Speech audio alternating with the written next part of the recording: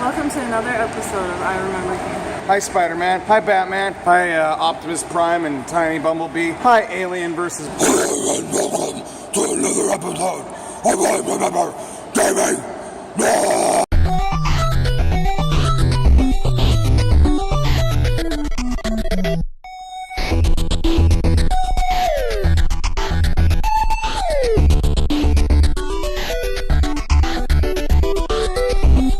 Whoa, check that out, guys. Oh, it's a Giga.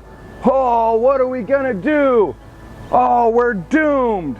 We're all doomed. Oh, hey guys, how you doing? This is Kodak, and I just want to welcome everybody out to another episode of I Remember Gaming. Today's episode, we're going to be going over my number 2 favorite video game of all time. So, let's put on our eye patches, get our swords out, and get in our big, giant flying ships, because this one's going to be a doozy. I'm going to take you back to the year 2003. Well, let's rewind a little bit before that. Skies of Arcadia was a game that I was told about several times by the employees at Software Etc. and Babbage's. They recommended it to me. They saw I was always in there buying Dreamcast games. They said, you know, this is a game you should get. So I asked for it. I asked for it for Christmas, and I got it. However, the same Christmas that I finally received Skies of Arcadia, my parents also gave me Xbox and Morrowind. I was in high school, and it just kind of fell by the wayside. I never played it. Fast forward a few years to the year 2004. I actually worked at a mortgage company. You know, we helped people refinance their house. I had a boss there that told me I was kind of the class clown. People in the way high ups, you know, the CEO and the people around the company really liked me. But I was kind of a wild child. I'd always throw, you know, the giant parties and you know, stuff on the weekends that were things of legend. My boss was kind of a funny guy. He liked me to do crazy stuff. Well, we lived in Utah where everyone was super religious. One day my boss came up to me and said, you know what, Kodak, I think it would be funny if you crushed up this Smartie and just snorted it on your desk. Stupid, immature, childish. Why would anyone do that? The real Ghostbusters will return after these messages. Get this, according to reports, school children are snorting candy for fun. For some reason, kids are snorting Smarties. It is a dangerous new trend sweeping the nation involving the popular candy Smarties. Do you remember those? Well, instead of eating them, children are snorting them. And this is pretty disgusting. One doctor says it can even cause maggots to gather in the nose. The Cartoon Network returns to the Pirates of Dark Water. I did it immediately. We thought it was kind of funny until one very religious girl stormed off to tell management. If you've been touched that way, don't be ashamed. Tell someone you trust, like your parents, your doctor, your teacher, or counselor, or your minister or rabbi. Right, Orko? Right on! Now, suppose somebody tries to touch you in a not okay way. She went over there saying, yo, that Kodak guy, he's snorting drugs in the office and it's offending me. I can't get my work done. Well, my boss ended up pulling me in his office saying, you know, Kodak, we can't have you snorting things, even if they're candy, off your desk. I told him, listen up, dude, you were the one who told me to do it. He said, I know, you're in no trouble at all. So I went back to my desk and I thought everything was gravy. However, a little while later, a woman walked up to me who had just started this company in HR. Like I said, I was very tight with all the high-ups of this company, but I didn't know this new woman. She ended up telling me, actually, you're suspended. Suspended for Smarties? And I would have probably fired you, but they won't let me. So I didn't really like her much. Turns out later on, she became one of my very best, very closest friends, and I worked for her at a number of other jobs. In fact, really wonderful lady. So yeah, I was kicked out for the week. First thing I did, back then I had, you know, spending money. So I went to the video game store, like, hey, I got a week off, what am I gonna do? I noticed that Skies of Arcadia for the GameCube had just been released. Skies of Arcadia Legend. And I thought, well, I've heard this one's, you know, a little improvement over the Dreamcast version.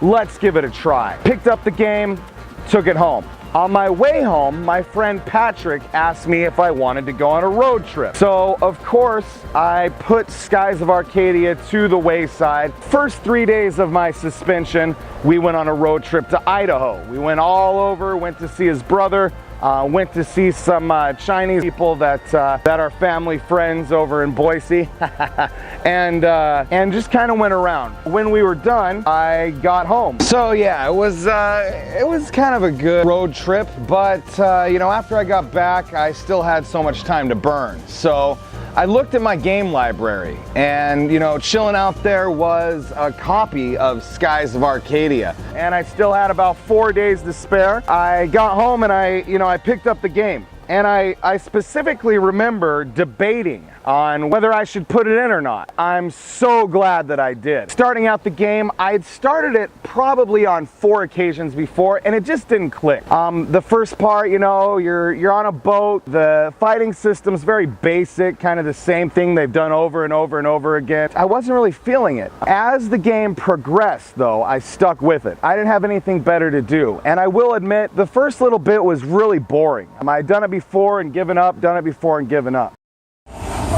So one of the main things that I remember from playing Skies of Arcadia was on your island, the pirate island, to get to your base, you had to go through a secret passageway to get there. I remember at first it was really hard for me to find. Wait a minute. What's over here in this place? Hey, what up, dude? How you doing? Good to see you. Yeah. What do you have here? Can you show me? Show me. Can you show me what's behind the door? Yeah. Can I see? Oh, awesome. I'm showing my YouTube friends. Yeah, my fans. Awesome, awesome. Whoa, secret passageway in the gas station. Yeah, so to get into your secret pirate base, you had to go through a secret door. Let's see what else they got in here. Touch the lantern, how do you do it? Whoa, and the door moves. Huh. Well, no pirate ship in here. That's cool though. Thanks. Be naked when I get home. I'm not exactly at what hour this game clicked into high gear for me, but I will say, when this game took off, it was like 0 to 100 immediately. Like, the game went from just kind of so-so, you know, all right RPG to quickly, I could tell there was something immensely special about this video game. I couldn't believe my eyes. It was just amazing. Oh, we ended up going, we met this guy named Drachma who was searching for a big sky whale. We helped him get a harpoon cannon to get it. It was kind of a Moby Dick Ahab story, and I thought that was pretty cool. But the parts that really clicked for me was, number one, the ship battles. You know, first time we had a ship battle that it wasn't, you know, just person-on-person Final Fantasy style, I thought, okay, this is pretty cool. You know, ship to ship, pirate ship versus the Empire, the Valiant Empire. It seemed like pretty cool mechanic. But after a while, we came across these giant monsters called the Gigas, I think, and they were giant titans, like kaiju, Zord type characters. And they were amazing, amazing. They were, the battles, I had no idea the game had stuff like this in it. It was so edge of your seat, so epic. I remember it was just like every battle, I'd finish maybe 1 hit point left. Crazy spectacular. One of my absolute favorite things to do in Skies of Arcadia was to go to the top of Pirate Island. They have kind of a lookout point out there.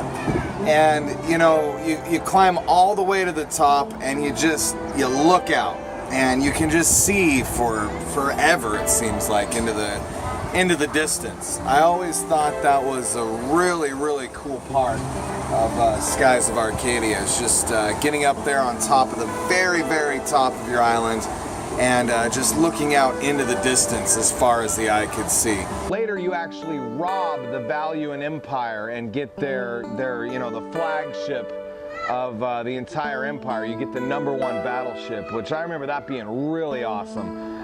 Now, throughout the whole game, it's hinted at that there's nothing under the clouds. This entire game takes place in the sky. You're living on islands that are basically floating in the air, kind of like Bespin, but organic, you know, made of rock and trees, and they even have rivers and lakes on them.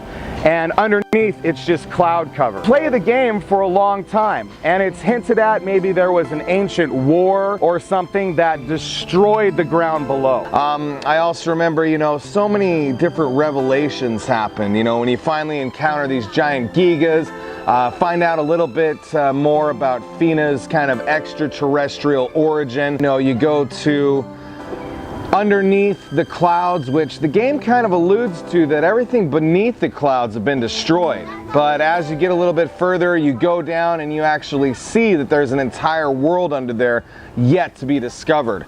In Skies of Arcadia, they had what can only be described as, you know, kind of an Amazonian jungle level. There's a lot of ladders, there's a lot of climbing up and down. The whole thing just felt like a maze. You know, you kept going places, but you never know if you're going to the right place. It was super duper confusing. So that was one of the levels, well, probably one of my least favorite levels was that Amazonian one.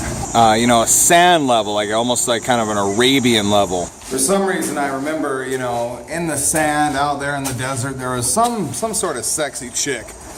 Can't really remember much besides her. So yeah, the sand Arabian level, not much to write home about for sure. There's also some like ancient Japanese type water town that I remember. That was pretty dope. Kind of clean and serene, you know, rolling through, seeing all of the beautiful landscape and Japanese inspired architecture. It's pretty cool. See, the level design in this game, even though it wasn't necessarily unique, it was very diverse. And I like that.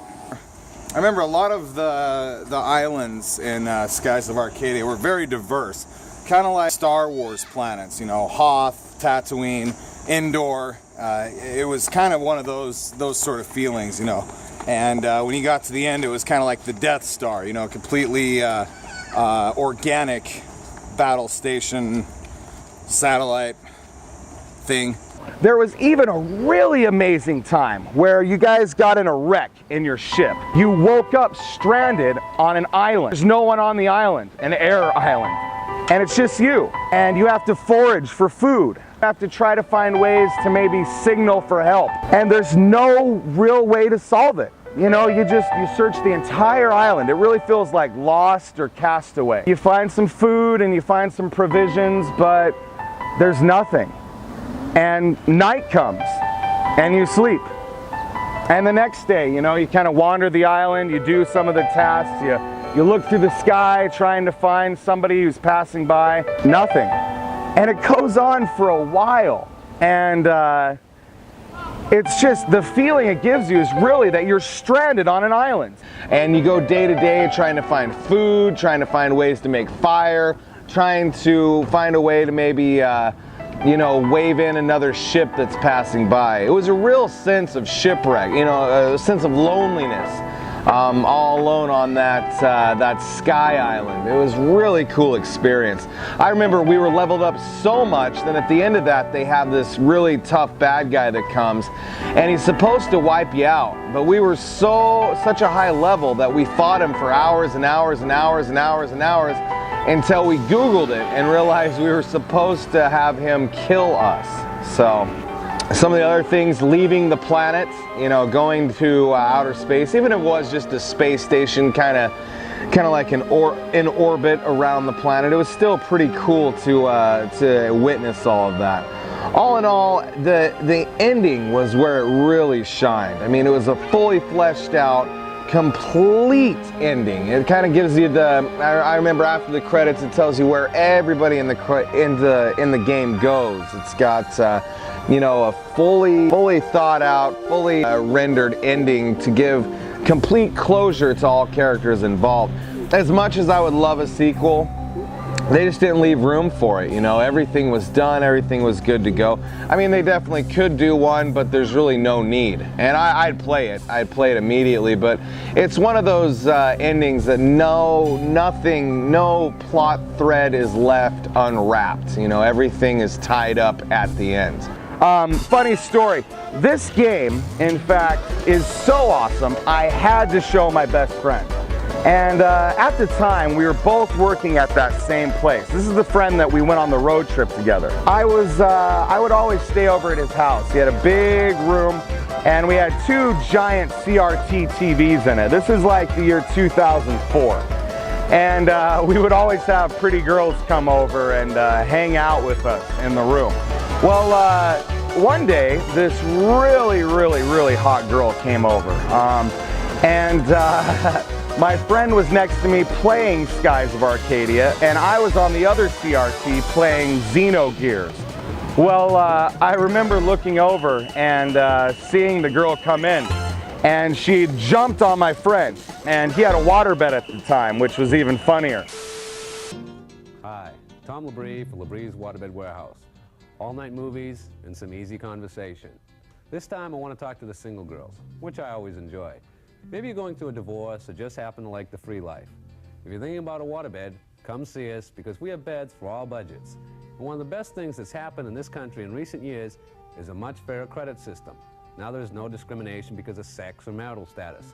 If your credit is good, you can get terms just like anybody else. So girls, there have been a lot of good changes in the last few years. And if you're thinking about making a change in your lifestyle, come see us and we'll talk about it.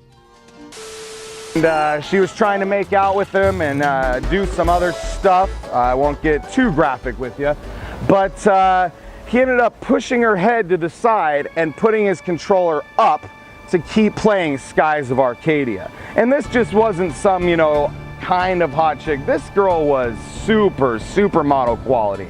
And he didn't care, dude. Skies of Arcadia is that good.